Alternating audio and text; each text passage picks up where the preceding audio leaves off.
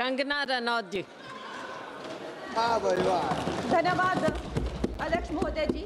आज से 1 साल पहले हमारे माननीय गृह मंत्री श्री अमित शाह जी ने यशस्वी प्रधानमंत्री श्री नरेंद्र मोदी जी के नेतृत्व में पूरे देश के सामने संकल्प लिया था, घोषणा की थी कि मार्च 31 2026 तक हम ये जो माओवाद है, ये जो लेफ्टिस्ट वामपंथी टेररिज्म है, इसकी जड़ें जो है देश से उखाड़ फेंकेंगे। और आज इस सभा के द्वारा, इसके माध्यम से मैं हमारे गृह मंत्री जी को, हमारी सरकार को बहुत बहुत शुभकामनाएं देती हूँ। ये संकल्प सिद्ध करने के लिए उनकी बहुत सराहना करती हूँ। अध्यक्ष महोदय, 1967 में ये छोटी सी चिंगारी माओवाद की उठी थी। उस वक्त अगर कांग्रेस सरकार चाहती तो इसको उसी वक्त दबा सकती थी, लेकिन उन्होंने क्या किया, उल्टा उन्होंने आदिवासी लोगों को जो है वो सौतेला ट्रीटमेंट दिया। उनके बीच में जो एक वैचारिक दूरियां थी उनको कभी भी उन्होंने खत्म नहीं किया।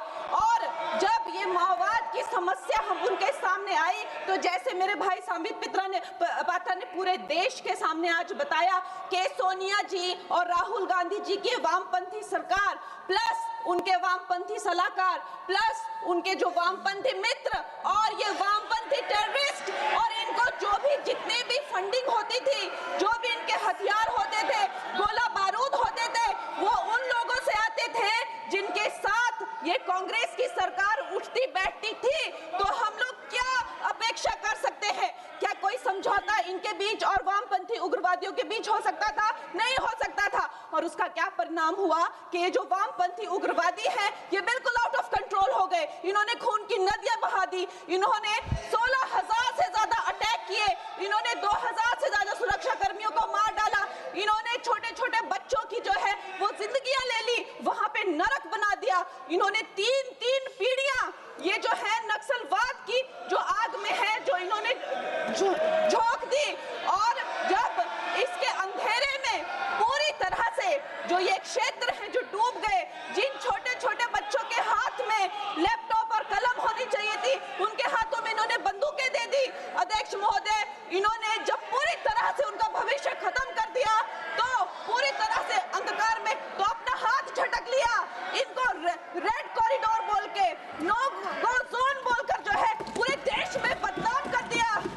हम भी फिल्म इंडस्ट्री में हम सोचते थे कि इतने अच्छे जंगल हैं, वहां जाके कोई गांव की शूटिंग करते हैं, अच्छा कोई गाना बनाते हैं, लेकिन उस टाइम की जो व्यवस्था है वो क्या कहती थी, अरे ये जो आदिवासी लोग हैं ये बड़े ही उग्र होते हैं, ये देश के साथ नहीं रहना चाहते, वहां शूटिंग मत करिए। खुद की असफलता छुपाने के लिए इन्होंने पूरे देश से जो है आदिवासी समाज को इन्होंने आइसोलेट कर दिया। लेकिन हमारे प्रधानमंत्री श्री नरेंद्र मोदी जी कहते हैं कि रात चाहे कितनी भी लंबी हो वो रात ही है, सवेरा होना निश्चित है। और 2014 में जब प्रधानमंत्री जी की सरकार आई और आज हम देखते हैं कि उन्होंने एक आदिवासी महिला को जो है वो राष्ट्रपति बनाया, उन्होंने हमारे सुरक्षा बलों को जो है वो सशक्त किया और उनको सशक्त करने के बाद उन्होंने वो रेड कॉरिडोर, वो भयानक नो गो जोन को जो है वापस लिया, वहां पे संविधान स्थापित किया। अध्यक्ष महोदय, मैं एक नई सांसद हूँ, मुझे 2 मिनट दीजिए। और खैर प्रधानमंत्री जी ने क्या विकास किया वहां पर, चाहे वो घर बनवाए हो, चाहे वो नल लगवाए हो, चाहे वो 70 लाख महिलाओं को 1,000 की मदद की हो, 21 किस्तों में 13,000 करोड़ दिए हो, या वहां पर जो है जितने भी काम किए हो वो मैं अगर शुरू कर दूं तो आज दिन से रात और रात से फिर दिन हो जाए तो उसमें मैं नहीं जाऊंगी। लेकिन मैं ये जरूर कहूंगी कि जो वहां पे डिजिटल पेमेंट्स हुई हैं उनका मैं बहुत ही ज्यादा सराहना करती हूँ। उससे जो नक्सलियों का जो वित्तीय नेटवर्क है वो टूटा है, जो वो वसूली का काम करते हैं वो टूटा है, जिससे वो खोखले हुए हैं। उसके साथ में सबसे सराहनीय काम जो किया है वो मैं कहूंगी विकास और विश्वास के साथ जो हमारी सरकार ने इसको जोड़ा है। उसके उपरांत जो है उन्होंने जो समर्पण की नीति अपनाई है, 8,000 से ज्यादा युवा जो हैं वो समर्पण कर मुख्य धारा से जुड़े हैं, उनको 5 लाख की राशि और उनको रोजगार दिया जा रहा है। महोदय जी, मेरे पास कहने के लिए तो बहुत है लेकिन मुझे बहुत ही कम समय मिल रहा है। सदन के पास समय नहीं है। इस तरह की नीति हमने दोगो में भी अपनाई है और वहाँ भी बोडो में, आसाम में भी 10,000 से ज्यादा लोगों ने समर्पण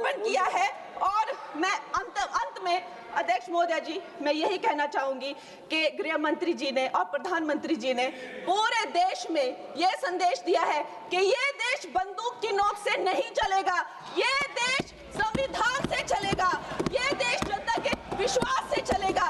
फिर से मैं अपनी सरकार को बहुत बहुत बधाई देती हूँ। धन्यवाद। श्री हनुमान बेनीवाल।